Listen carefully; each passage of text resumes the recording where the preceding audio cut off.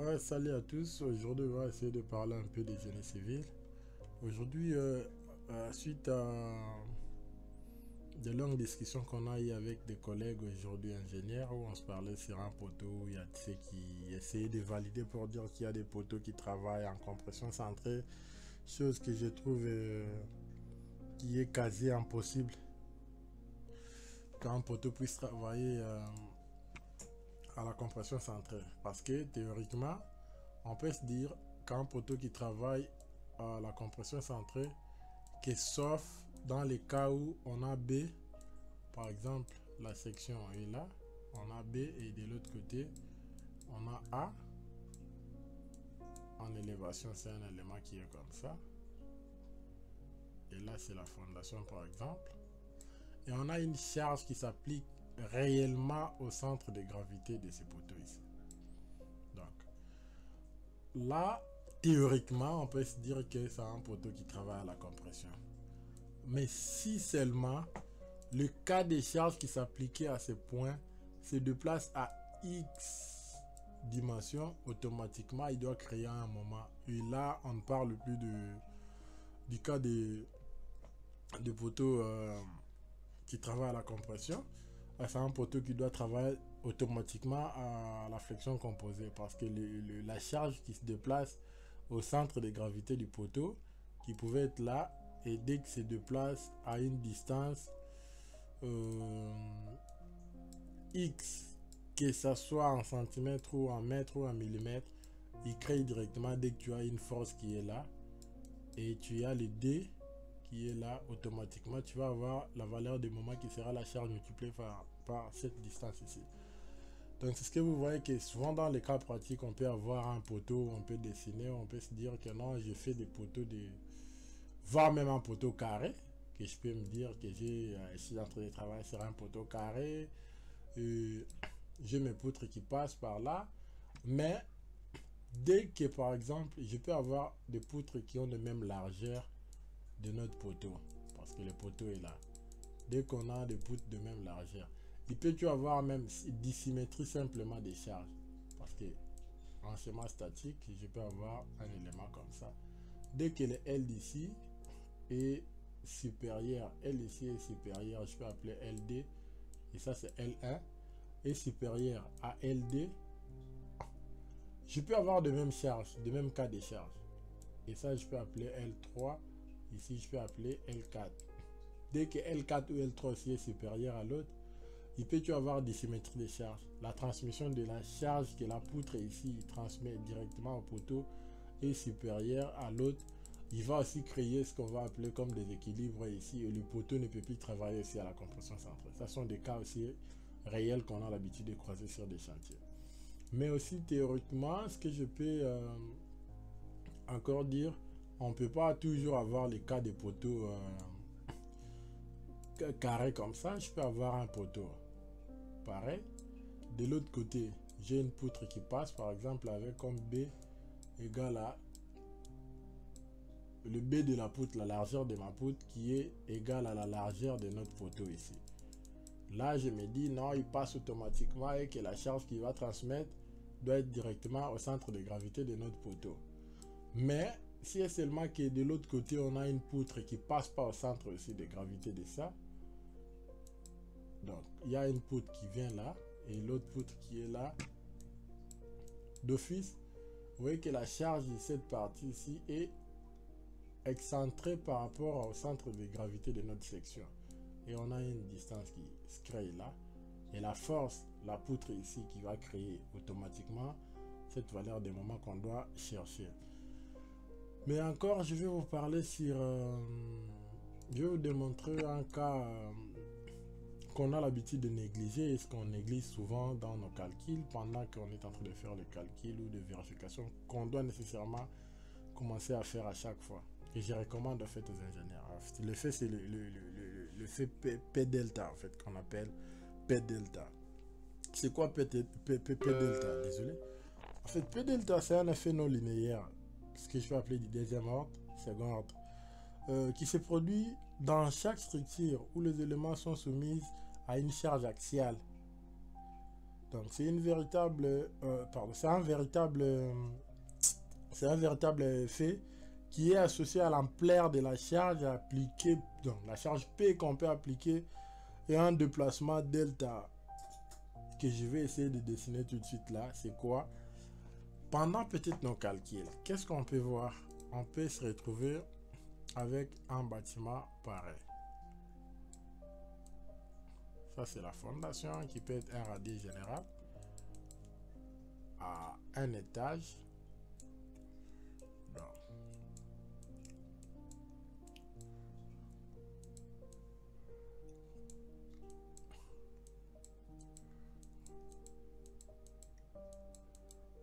on peut avoir des dimensions là, H4, H1, H2, H3 et autres. Sous l'effet rien que de la charge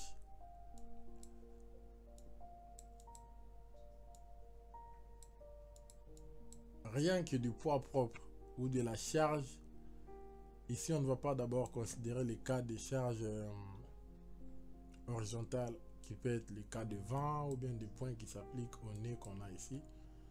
Rien que sous le fait du poids propre de ce qu'on a l'habitude d'appeler la descente des charges, rien que sous son effet simplement, notre bâtiment peut créer ce qu'on appelle des déplacements, tout ce qui est latéral. Et ces déplacements créent encore ou essaient de majorer, créer des valeurs de moments qu'on néglige souvent dans nos calculs, mais qui est vraiment préjudiciable à ce qu'on devait commencer à considérer pendant qu'on fait nos analyses, pendant qu'on fait nos calculs. Parce que c'est, imaginez un peu que là j'ai la fondation.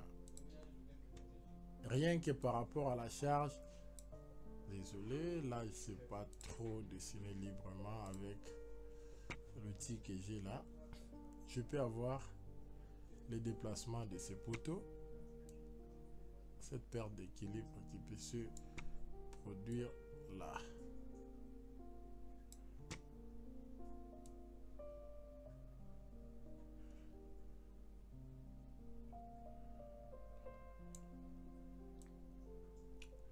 Je peux avoir tous ces déplacements là.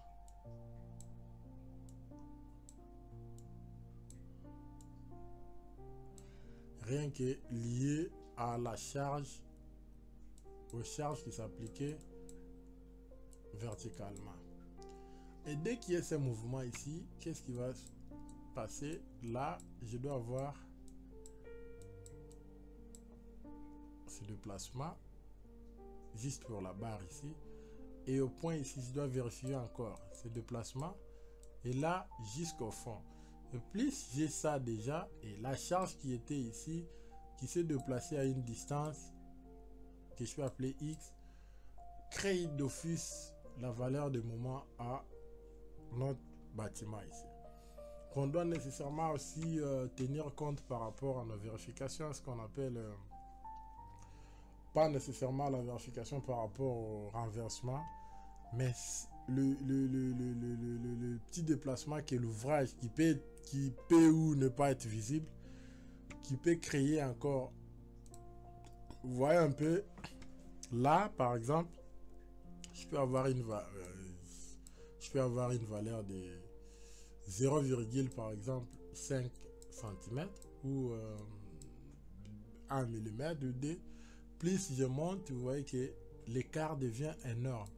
Et plus ça devient énorme, plus vous avez aussi votre valeur de moment qui change automatiquement par rapport à ce déplacement et que la charge se déplace à une distance et la valeur aussi augmente, plus la distance augmente et la valeur de cette déformation par rapport au point d'origine aussi entraîne des sollicitations encore antérieures par rapport à notre ouvrage. Donc vous voyez qu'on a l'habitude de négliger ça dans nos calculs pour dire que bah non, ce sont de longues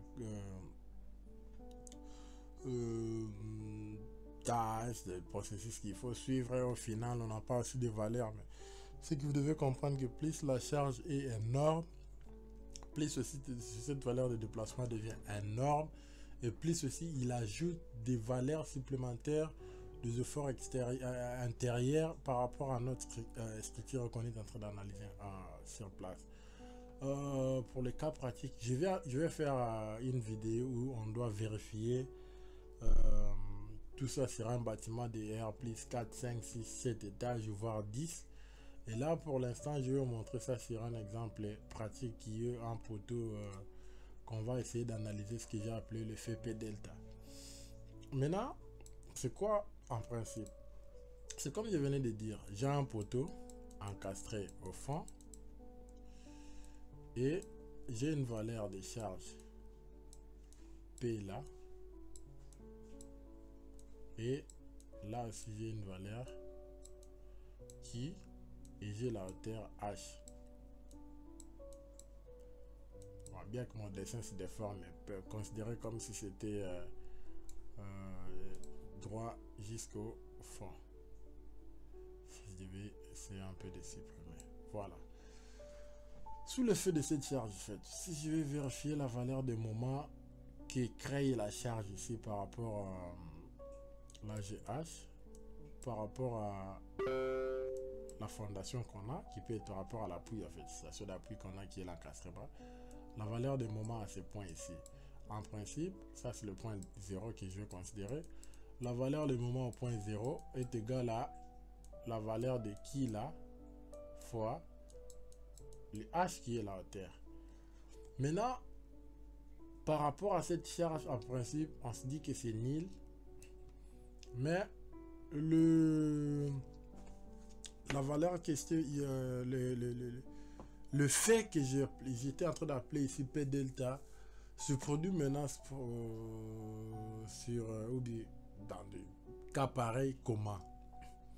Et comment l'ingénieur doit être précis jusqu'à suivre la valeur infiniment petite de cette déformation qui peut considérer jusqu'à la limite d'analyser ou faire les calculs ou faire tout ce qu'il faut par rapport à l'effort qu'il est allé chercher jusqu'à voir comment l'ouvrage doit se déformer dans des cas défavorables et qui peut être des sollicitations extrêmement énormes.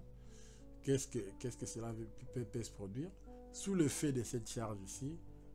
En réalité, là, ici, ce qu'on a trouvé, c'est la valeur de moment liée à cette charge. Ici, on se dit c'est 0. Mais, voyez comment est-ce que la charge ici crée aussi une valeur qui est aussi énorme qu'on doit nécessairement considérer pendant qu'on fait des vérifications des calculs. On se dit avec vous plus la hauteur et dit à cette charge simplement le P à un point et le qui là qu'on a. On a notre H qui était là. Ce qu'on a calculé en principe sous l'effet de la charge ici, l'ouvrage, dès que vous appliquez une charge, vous verrez qu'il va se déformer pareil sous l'effet de la charge qu'on a. Et automatiquement, on aura cette valeur, cette distance. La charge qui était ici, à ce point, qui a créé cette distance ou bien le déplacement qu'on a en place, la charge ne sera plus là et il va venir s'appliquer ici. L'épée qu'on a.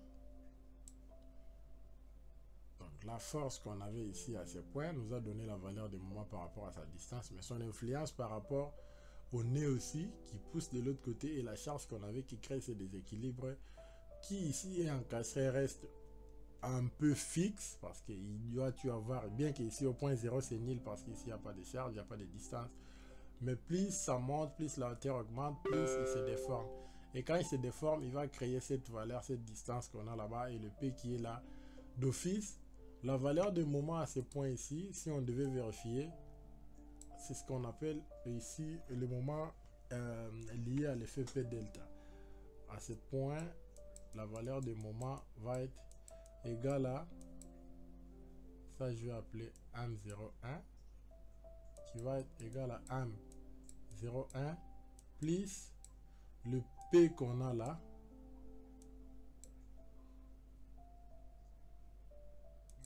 fois la distance qu'on avait là-bas. Et c'est ça qui va être la valeur des moments qu'il faut trouver à ce point. Parce que dès que la charge s'est déplacée, il a créé cette distance. Et le fait que ça a créé la distance par rapport au point d'origine, tu feras la force multipliée par fait, et à cette distance, tu auras une valeur de moment créée par rapport à ce déplacement, plus celle qui était liée à ça, et tu auras ça. Vous voyez que là, déjà, si tu avais analysé simplement, comme ça, et se contenter des résultats, la valeur, ou bien le valeur que tu auras par rapport à du second ordre qu'on a là-bas, je vais appeler 0D, et ici, je vais appeler 0,1.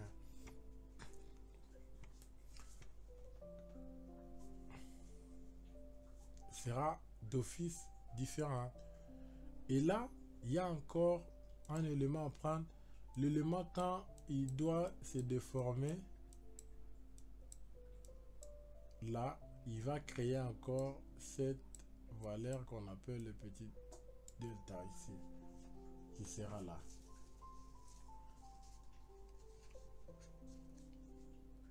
Et la valeur des moments final qu'on devait considérer, donc théoriquement, qu'est-ce que j'aurais comme figure? Avant, j'aurais d'abord ça, cette surface, et encore, j'aurai ça. Ça, c'est le point 0. Ça, c'est la déformation, la valeur des barres. Parce que ici, là, je vais avoir ça. Et ici, j'ai ça. Au total, qu'est-ce que j'aurai? La valeur du moment total que je dois avoir au fond pour finir avec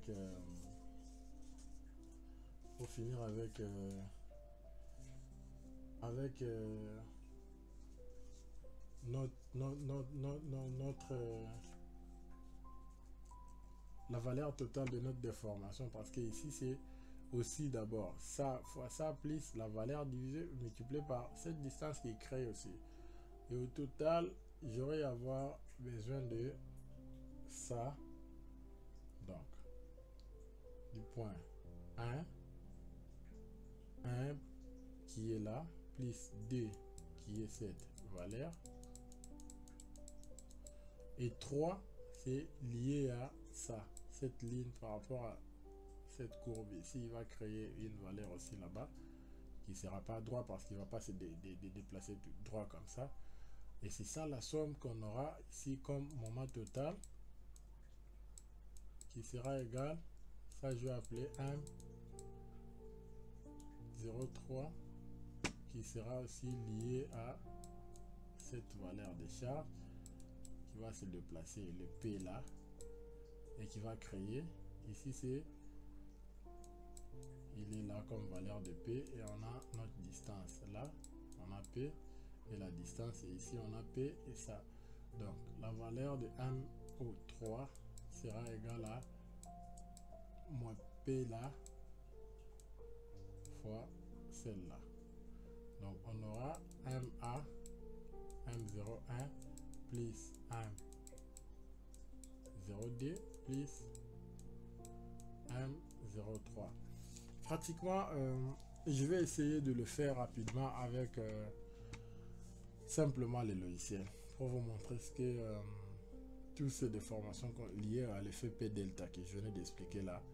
Donc comment ça se produit, parce que je vais mettre de mêmes valeurs, de même cas de charge, et voir avec un cas linéaire simplement comme ça la valeur des moments qu'on aura ici et la valeur de déplacement qu'on a, et avec génération de P delta où il va aller chercher encore, après avoir analysé avec la partie linéaire, suivre ce qui va se produire après le déplacement qui va créer cette distance et ça, et voir la valeur qui va être augmentée là jusqu'ici. Et c'est là que vous allez me dire que souvent on a l'habitude de négliger plusieurs facteurs pendant les calculs et plusieurs vérifications qu'on essaie un peu de bâcler, alors qu'on devait nécessairement commencer à les utiliser comme il se doit. Je vais effacer rapidement.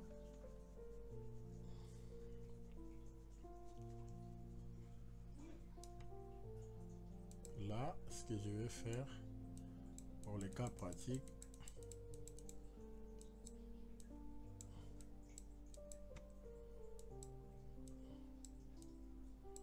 Là, et ici je dois avoir 10 kN, bien sûrement, et là je vais avoir aussi 10 kN.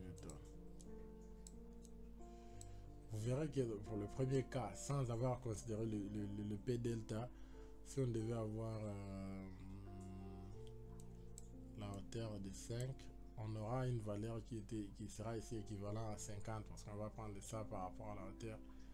Et après avoir considéré le cas delta ou lié à ces déformations, quand on va partir au second degré pour vérifier le P delta, dès qu'on aura la distance et le poids qui va se déplacer, et cette small, en fait, le petit déplacement ici qu'on aura ici, vous verrez que la valeur du moment qu'on aura au fond par rapport au deuxième cas sera plus par rapport à la valeur qu'on aura quand on va faire l'analyse simplement linéaire. Donc là, ce que je vais faire, je peux lancer, je vais utiliser avec Advanced Design, bon, je vais faire avec robot, pas de problème.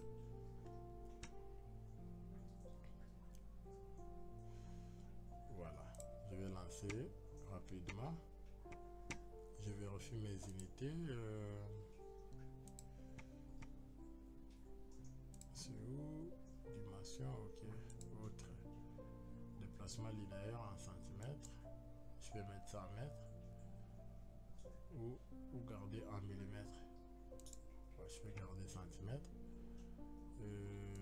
La force en kilonewton. Pas de problème. Je viens là. Je vais ajouter suivant Y, suivant Z, j'aurai 5 mètres. On a dit et on va appliquer. C'est ça notre ligne de construction. Je vais prendre une barre qui est par défaut un IP 100 et je prends l'appui encastrement. Voilà, je vais créer des cas de charge rapidement. Les poids propres, je vais négliger et là je vais venir créer encore une charge d'exploitation. Voilà, je vais charger rapidement. On a dit, on a moins 10. On a 10 d'abord suivant X parce que ça part du même sens de coordonnées qu'on a là. Et suivant Z, c'est contraire à ça, on doit mettre moins 10. Je vais ajouter, je viens, j'applique. C'est ce qu'on a là-bas. Je vais afficher. Voilà, on a 10 ici et 10 de part et d'autre. Maintenant, qu'est-ce qu'on va faire? Regardez un peu ce qui va se passer. Je vais lancer simplement les calculs. Je viens dans le menu résultats. Je vais voir la valeur du moment. À ce point, il est où? Je prends qui m'affiche des valeurs. Voilà, on a 50 qui est quasi ce qu'on est en train de dire, les 10 fois 5 de la hauteur qui nous fait 50. Et on doit aller aussi chercher la valeur déformée max. Voilà, c'est ce qui est là-bas.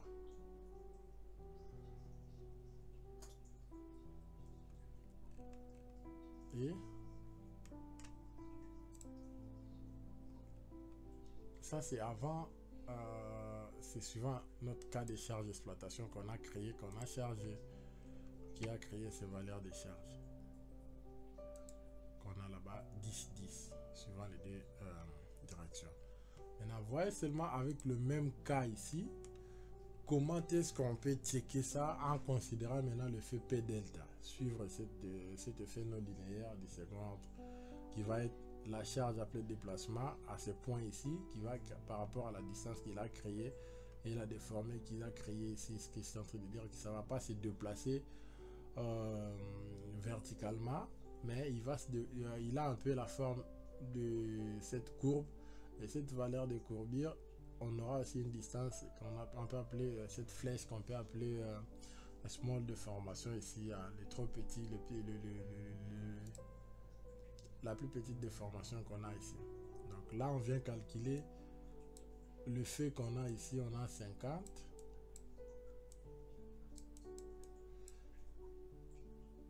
M0 et ici on va chercher M01 ici. Ici la valeur est liée à la force qu'on a là-bas par rapport à la hauteur, et ici comme il n'y a pas de distance, il a fait 0. Et après déplacement, cette valeur qu'on a ici, la charge, il y a cette valeur, la charge va être multipliée par ça, et aussi fois notre valeur de la flèche qui est liée à la déformée de notre, ouais, notre rayon de courbure qu'on a là-bas par exemple, et on a une valeur là. Sur le cas pratique, c'est ce que j'ai essayé de dessiner. La barre ne se déforme pas droit, mais elle est un peu courbe comme ça, et il va créer par rapport à son état initial qui devait se déplacer cette valeur qu'on a là-bas. Je vais garder seulement, vous voyez là on a 116 que je peux venir noter là.